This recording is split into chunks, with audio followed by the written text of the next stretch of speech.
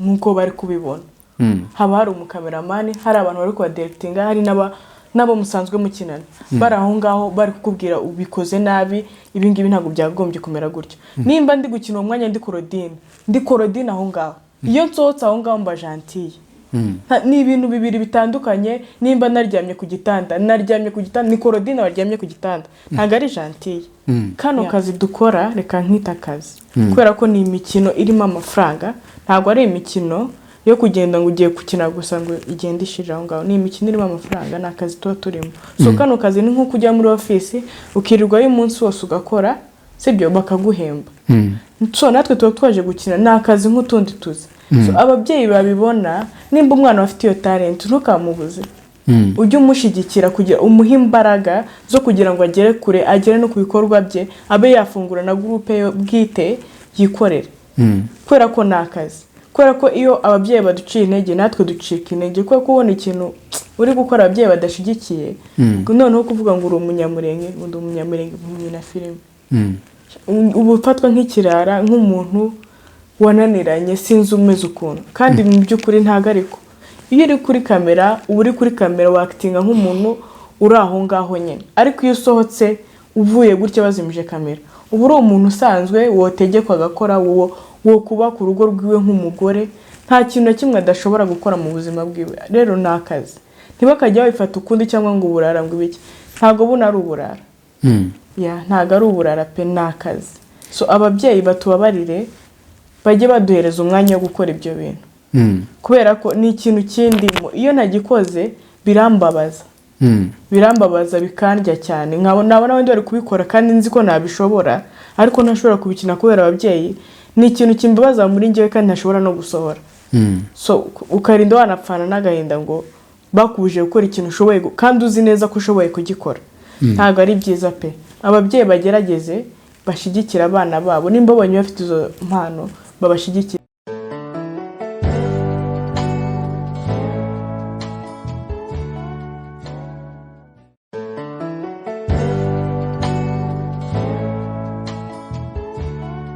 Yes, twongeye kubaha ikaze inshuti bavandimwe, abakunze ba Like TV1 ndetse n'abafana badufana.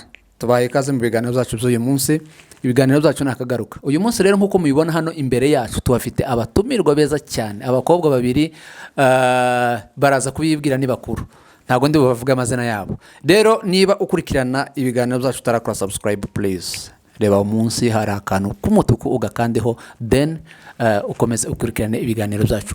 Rero reka abashitsi bacu cyangwa se abatumirwa bacu b'uyu munsi babanze batwibwire kugira ngo tuza kuganira tuziranye. Reka duhere ku ruhande rw'ibumoso atwibwire then tukomeze ikiganiro.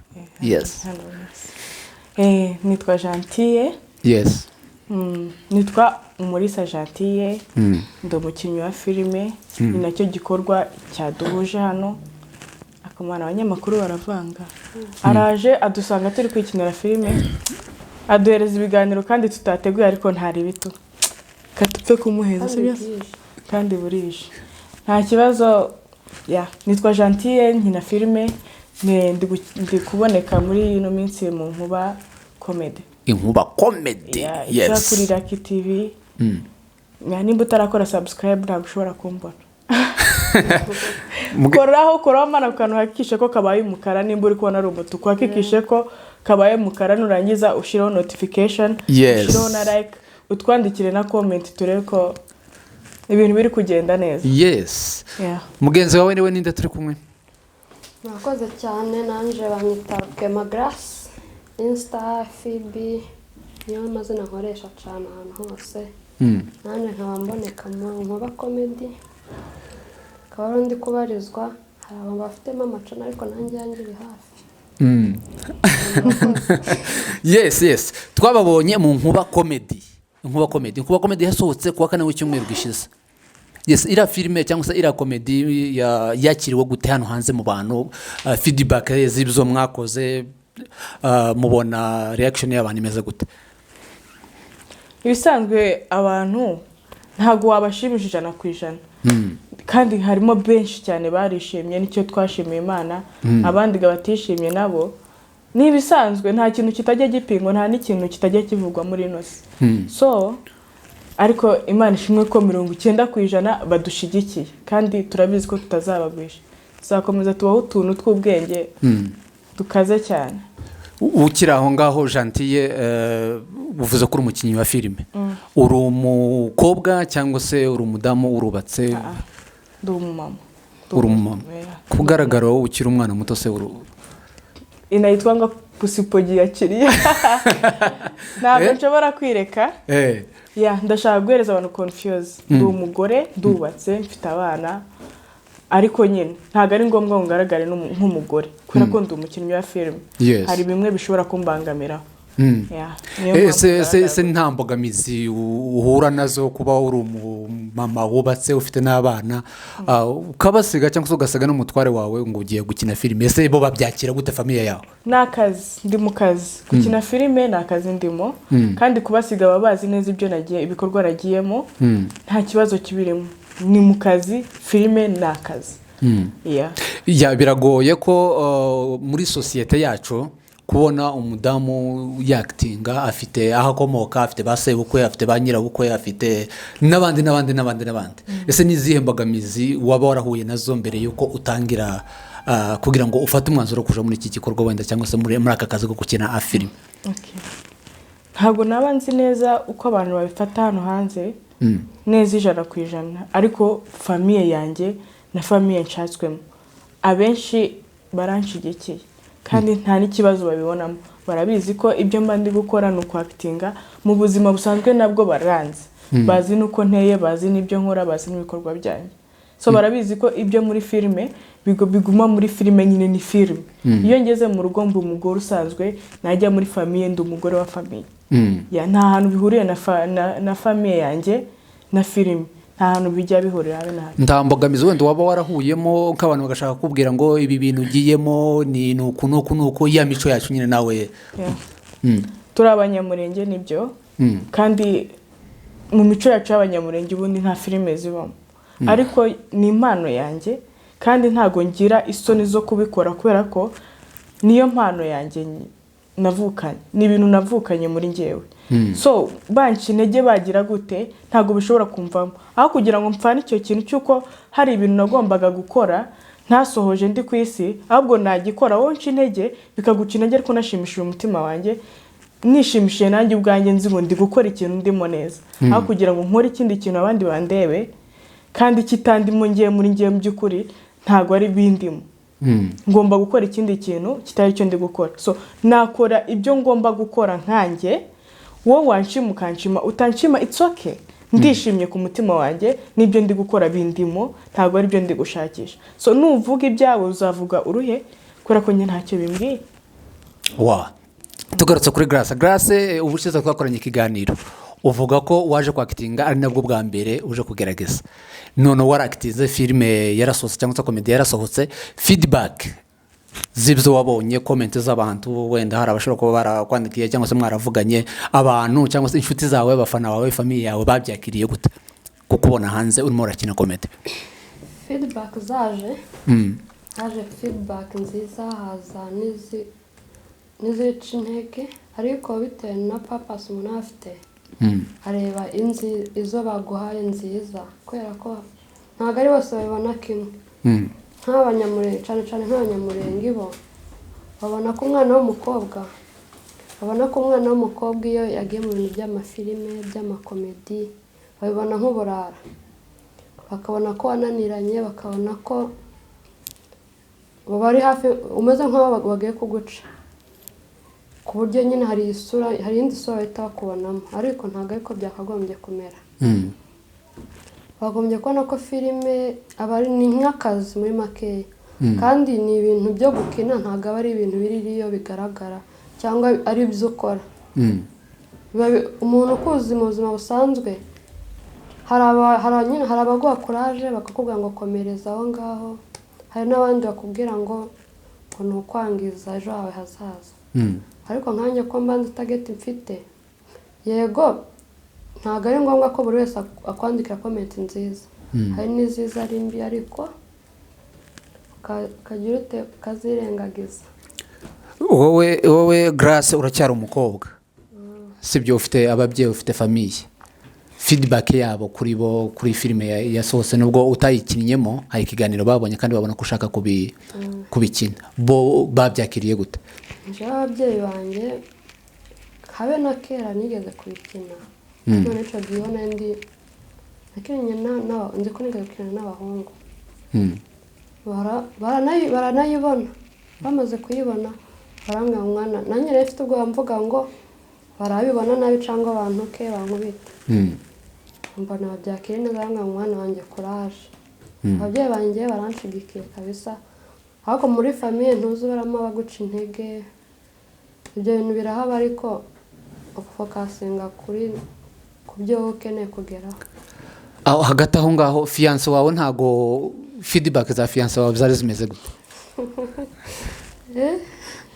Feedback wenda fiance wawe yabyakiriye gute? hari igihe yaba atanayizi ataranayibonye. No muri make uramufite ufite fiance? Ufite fiance? Fiance ntiyabura. Ntago yabura. Uburiya hari wenda abantu bagenda gutya bagahita ka fiance agahita akubwira ngo sinshaka kukubona muri biriya bintu. Wowe izo mbagamize ntazo waba warahuye nazo? Ntazo nahuye nazo. Okay, tugaruke kuri Gentile. Uvuze ko uri umumama urubatse ufite urugo ndetse ufite n'abana. Muri filime mukina cyangwa se mu byo marketing, ni iki kintu byibuze ni nk'ihe role bashobora kuguha ukumva iyo role nti wayikina? Nisubiye abayiriye ntayo hanimwe role yose bashobora kuguha muri filime wayikina. nk'abari gukoramo imyenda niyo ntakuramo, ntabwo nshobora gukina role ndi gukoramo imyenda, ariko izindi zose ntazikina.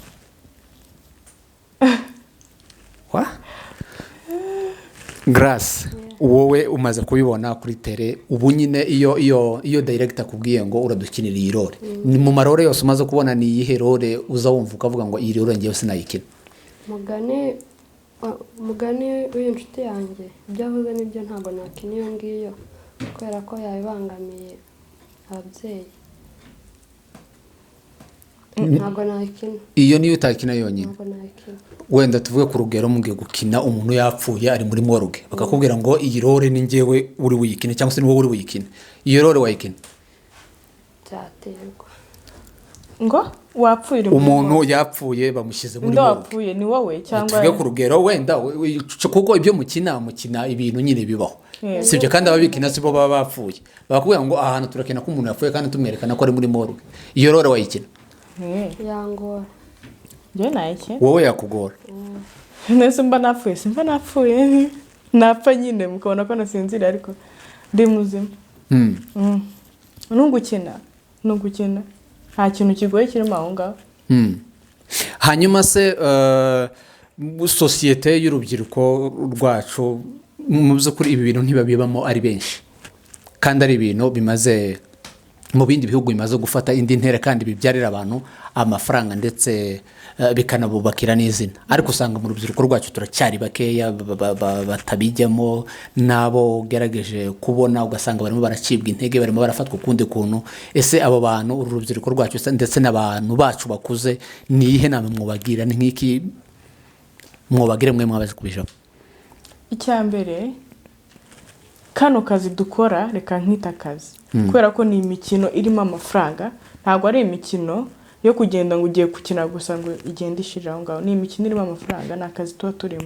So kano kazi ni nko kujya muri office ukirirwayo umunsi wose ugakora, sibyo bakaguhemba. So natwe tuba twaje gukina, ni akazi nk'utundi tuzi. So ababyeyi babibona, nimba umwana afite iyo talent ntukamubuze, ujye umushyigikira kugira umuhe imbaraga zo kugira ngo agere kure, agere no ku bikorwa bye, abe yafungura na groupe bwite yikorere. Kubera ko ni akazi, kubera ko iyo ababyeyi baduciye intege natwe ducika intege, kuko kubona ikintu uri gukora ababyeyi badashyigikiye, noneho kuvuga ngo uri umunyamurenge, undi umunyamurenge mu na filime, ubu ufatwa nk'ikirara, nk'umuntu wananiranye, sinzi umeze ukuntu, kandi mu by'ukuri ntago ariko. Iyo uri kuri kamera uba uri kuri kamera wakitinga nk'umuntu uri aho ngaho nyine, ariko iyo usohotse uvuye gutya bazimije kamera uba uri umuntu usanzwe wotegekwa agakora, wo kuba ku rugo rwiwe nk'umugore, nta kintu na kimwe adashobora gukora mu buzima bwiwe. Rero ni akazi, ntibakajya babifata ukundi cyangwa ngo uburara ngo ibiki, ntabwo buno ari uburara. Ntabwo ari uburara pe, ni akazi. So ababyeyi batubabarire bajye baduhereza umwanya wo gukora ibyo bintu, kubera ko ni ikintu kindimo, iyo nagikoze birambabaza, birambabaza bikandya cyane, nabona abandi bari kubikora kandi nzi ko nabishobora ariko ntashobora kubikina kubera ababyeyi. Ni ikintu kimbabaza muri njyewe kandi ntashobora no gusohora. So ukarinda wanapfana n'agahinda ngo bakubuje gukora ikintu ushoboye kandi uzi neza ko ushoboye kugikora. Ntabwo ari byiza pe. Ababyeyi bagerageze bashyigikira abana babo, nimba babonye bafite izo mpano babashyigikira. Ababyeyi bagomba kudushyigikira kubera ko ibintu dukora ni ibintu bisanzwe, nta n'ikintu mbonamo gitangaje cyane dukora, kubera ko nimba bumva bafite amakenga ageza kuri seri arebe ibyo umwana we ari gukora abone ko ari bibi, kubera ko ni ikintu uba wandikiwe ku rupapuro ugasoma ukavuga amagambo wabwiwe, ntabwo ari ikintu utekereza cyangwa ugira ute. Haba hari abadirekita bari kudirekitinga. So njye mbona nta kintu kibi kirimo cyatuma ucibwa intege iyo kigiye kuri kamera, kandi ugomba nimba uri wakitinga, nimba wowe ukina filime cyangwa ukina iki, ugomba gukina mu buzima bwa wa muntu uri kuvuga, ukaba wa muntu uri kuvuga. Niba bivuze ko wa muntu uri kuvuga ari wowe, muri uwo mwanya uri wa muntu uri kuvuga, ariko iyo usohotse birangiye uba wa muntu usanzwe uri we, nta kintu na kimwe biguhinduraho. Tukiri aho ngaho wavuze ko uri umugore ufite umugabo wawe, sibyo? Wenda baguhaye sene umugabo wawe akubonye mu cyumba cy'undi muntu, uri gushutinga n'undi muntu muryamye mu buriri bw'undi muntu. Aho ngaho nyamara bari ababyeyi nti baba bafite ishingiro ryo kuvuga ngo bari abantu nubwo babikinyera filime hashobora kuba hari n'ibindi byakozwe aho ngaho. Ikintu cya mbere ntabwo muba muri babiri nk'uko bari kubibona.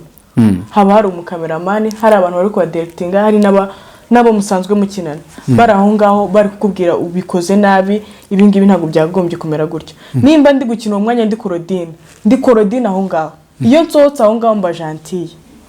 Ni ibintu bibiri bitandukanye. Nimba naryamye ku gitanda ni korodine waryamye ku gitanda, ntabwo ari gentile. Noneho abantu bo ni ukuvuga ngo abantu bo bagufata muri ya shusho bagafata gentile. Noneho umuntu uzambona ameze gutyo azamenye ko ndi mu ishusho ya korodine, ntabwo ari gentile. Iyo gentile ntashye mba ndi gentile wenyewe. Umubyeyi ufite abana n'umugabo ugomba kwitabwaho. Ariko iyo ndaho ngaho ndyamye kuri icyo gitanda mba ndi korodine, ntabwo mba ndi gentile, kubera ko mba ndi gukira mu ishusho ya korodine kandi ngomba kuyikora neza nk'aba korodine. So ntabwo mbona imbogamizi, ako niko akazi kanjye nuko nguko kameze. Ndabatindiye mbasanze bwije murimo murataha mumaze gushutinga. Iya mbere twarayibonye, ubu iya kabiri noneho mwadushutingiye ni imeze ite ku ncamake? Muzabibona. Iya kabiri nayo iri aho ngaho imeze neza, ni ubugome, irakaze kurusha iya mbere, ariko ntabwo bivuze ko tutabanza ngo ducishe izindi tubone kubahereza iya kabiri. So bizaterwa nuko timu yacu izamuwa, bitewe n'ukuntu dushaka kubahereza ibikorwa byacu, niko muzagenda mubona ibikorwa byacu ukuntu bigiye bikurikiranye. Ese ubundi mukora nka timu cyangwa dukora nka timu. Turi timu nini cyane. Dukora nka timu, ibikorwa dukora nka timu. Nta muntu bihebira hano ku giti, nta muntu dukorera ni short, dukora nka timu twese hamwe. Tugarutse kuri Grace. Filime mwashutinze uyu munsi byibuze noneho uyibonekamo cyangwa ni iyo ndimo banshizemo none ko wawe uvuga nkaho utifitiye icyizere? oya ndimo. Nihe nama wagira urubyiruko rw'abakobwa mu ngano? Urubyiruko nabwira abakobwa tungana, cyambere ni ugukora cyane, ugakora ibintu bigufitiye inyungu. Akazi kose kagufitiye inyungu kaba kari keza kuko niho bukura amaronko. Nk'aka ngaka kamfitiye inyungu, dukora nka timu, inyungu tukazigabana, buri wese akora nk'uwikorera. Inama ntagwashishikariza abandi kubizamo, bandi wenda birirwa bakubwira ngo ibi bintu wagiyemo wabaye ikirara, ibi bintu wagiyemo, iyo bakubonye wenda umusohotse yari hanze bakabona wenda usohokanye akantu ntabwo bakubaza bakubwira ngo ahantu bimeze gute na gute? hari abambwira ibona bashishikariza uwiyumvamo impano yaza tugakorana, ubyiyumvamo nyaza tugakorana, n'ubishaka nawe tugakorana. noneho nyine yes Gentil. Filime ya mbere hari comment nagiye mbona z'abantu bamwe bavuga ngo bamwe muri guseka abandi muri kugira ute. Bwari ubwa mbere mwari mukinye filime cyangwa mwari musanzwe mwakitinga no mu yandi mafilime? Useka bitewe n'ibikorwa urimo gukora, ntabwo ari ubwa mbere dukinye filime, nta nubwo turi kwiga gukina filime. Ni ibintu biturimo kandi dusanzwe dukora. Twigishije n'abandi benshi mu minsi ishize kubera ko ntabwo ari iyi ya mbere nk'iyi, nta nubwo ari n'iya kabiri, nta nubwo ari n'iya gatatu. Ni izihe filime zindi wakinyemo? Nakinnye muri BMC yagiye yitwa ngo iki? Aba diaspora series. Izindi nakinyemo ni z'abanyagihugu yitwa Love in Robbery. y'abanyakenya? Yego. Okay. None uri umukinnyi kabisa ubimazemo ibigihe ubizobereye. Okay, reka mbareke turekera aho ngaho dutegereze icyo gice. None icyo gice mwakinnye uyu munsi kizasohoka kwa kangahe? Nkuko bisanzwe, nkuko timu yacu yateguye ibikorwa byacu muzajya mubibona bikunze cyane. Turifuza ko mwajya mubibona kabiri mu cyumweru, ariko kwa sasa muzajya mubona ibikorwa byacu kwa kane. Buri munsi kwa kane lazima mubone ikintu. Reka dusoze tubashimira. Murakoze cyane. Namwe mwakoze kuza nubwo mwatuvangiye, ariko nta kibazo tu. Tukira ngo numvishe uvuga ko ufite channel ukoresha. Iyo channel ukora ibijyanye n'iki? Nkora kuri Gentile TV show. Mugende munshakisha muzambara kuri Gentile TV show, munansubscribing, munansuporting. Ukora ibiki kuri Gentile? Ngisha guteka cyane ngakora n'ibiganiro bigira abakobwa inama, urubyiruko muri rusange. Yes guys, aba ni abakinnyi ba filime Gentil na Grace twaganiraga aho tubasanze mu gikorwa cyo gushutinga bashutingaga. Ibyo bashutingaga nk'uko mubyumvishe muzabibona, ni ibintu byiza uko nasanze bameze cyangwa uko bari bateguye, ni ibintu byari biteye amatsiko. So mukomeze mukore subscribe kuri iyi channel kugira ngo muze mukurikirana ibikorwa byacu byose. Ciao. God bless you so much. Haya.